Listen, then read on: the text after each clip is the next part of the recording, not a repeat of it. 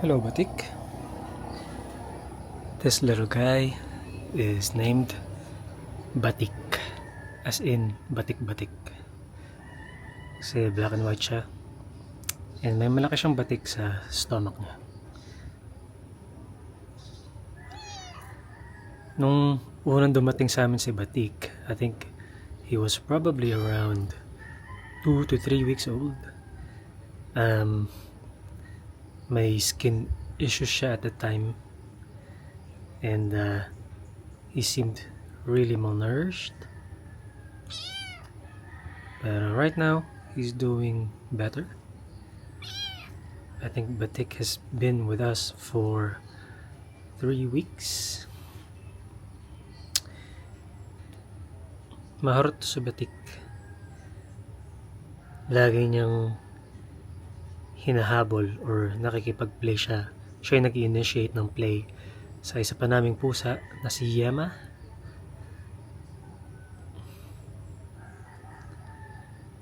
We'll get to Yema in a bit.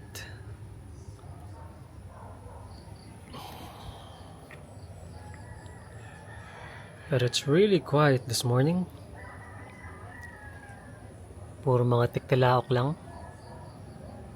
Ibon. Iba-ibang klaseng ibon. Iba-ibang klaseng insekto. Tahol ng aso.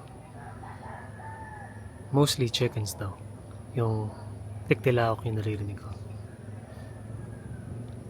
Obviously, mga motor din and stuff. Tricycle, mga ganun bagay. Pero madalang lang sila.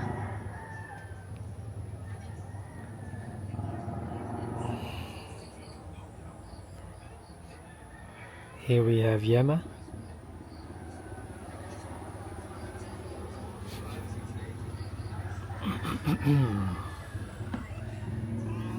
Yema is very affectionate.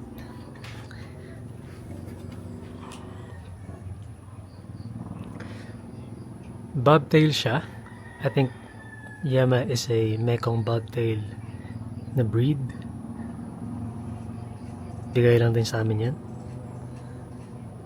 I'm not sure kung Mekong Bobtail nga siya, pero apparently these cats are pretty rare. Yun sabi ng internet. And then over here we have Rooster. Si Rooster ay isang 1-month-old Aspin. Galing dito sa bundok. And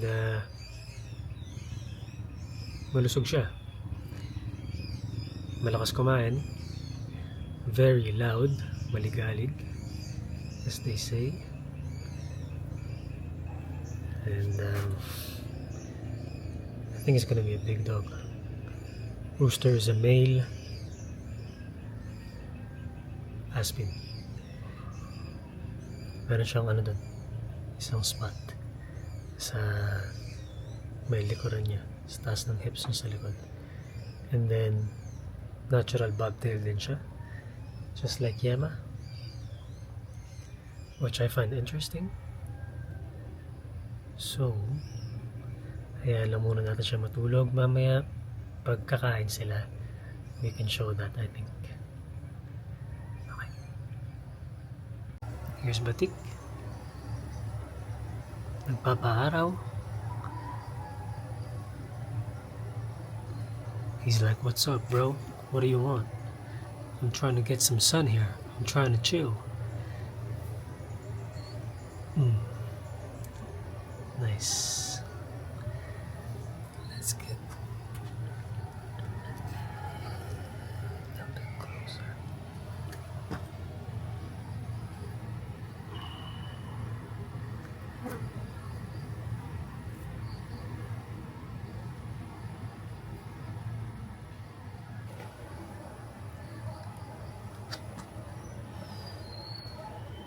Yema is also getting some sun. Nagpapaaraw lang, nagpapahinga.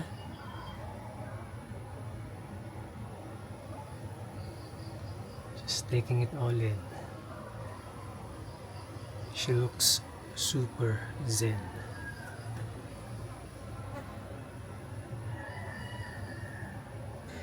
Ngayon, si Rooster naman ang nakahinga dito sa bed.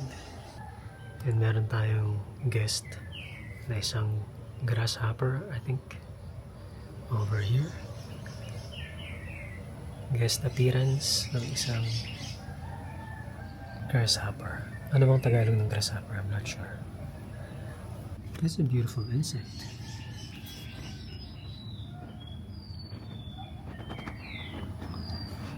Wow. Look at that. What kind of insect is that, man? I think, yeah, tumatalon to eh. I think these are grasshoppers. I'm just not sure.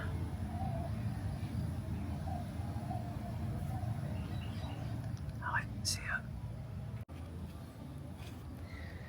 Sinusubukan kong i-expand yung area ni Batik. Kasi for the moment, hindi pa siya lumalabas within outside ng mga semento dito. So, gusto kong pakita sa kanya yung harap para ma-explore niya. So that he can learn how to be a cat. Paano maging pusa sa lugar na to, sa bundok.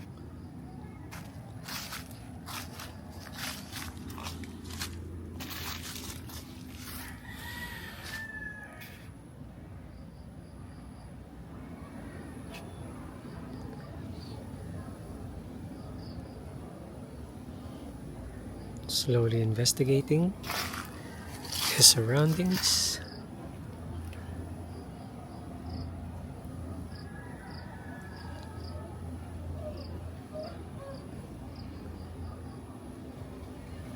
Yema?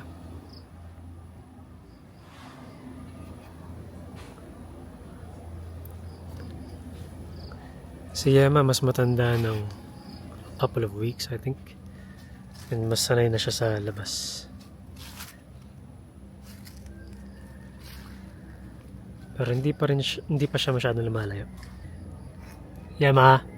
Psst, psst, psst, psst, psst. Hello, Yema.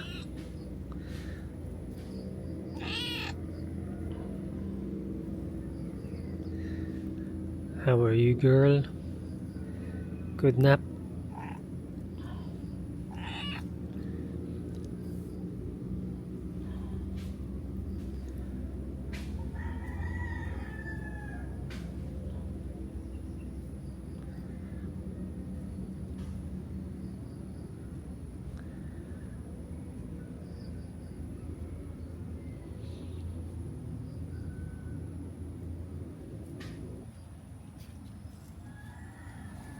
So I'm showing you guys our property para alam nyo kung saan yung teritoryo nyo. Okay? So teritoryo nyo yan, mark it. Alright?